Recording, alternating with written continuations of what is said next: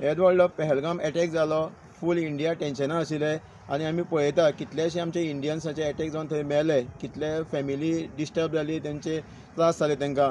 पूण आयज गोंयां किंवा इंडिया हें खंय अटॅक जावपाक शकता. वॉर चालू आसा आतां सद्या इंडिया पाकिस्तान.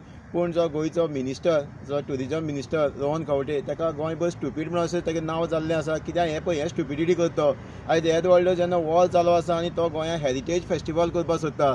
आमी पळयलें आयपीएल बसून सस्पेंड केल्ले आसा, कित्याक तांकांय खबर आसा सिरियसनेस. कित्याक फाल्यां केन्नाय अटॅक खंय कितें जावपाक शकता. कित्याक आमचे हे जे जवान आसा दीस रात आपल्या लायफाचे थंय रिस्क घेवन ते आमचे इंडिया सेफा लागून ते झगडटा.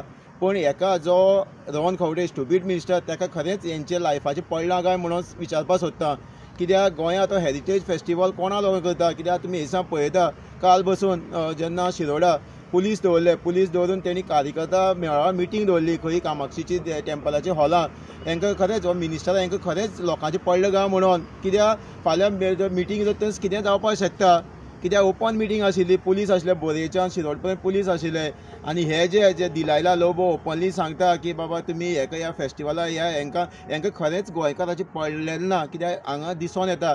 पूण एज अ आरजीपी आमी हेजे निशेध मारता आनी इमिडिएटली हो जो फेस्टिवल आसा हेरिटेज फेस्टिवल हो बंद करपाक जायो.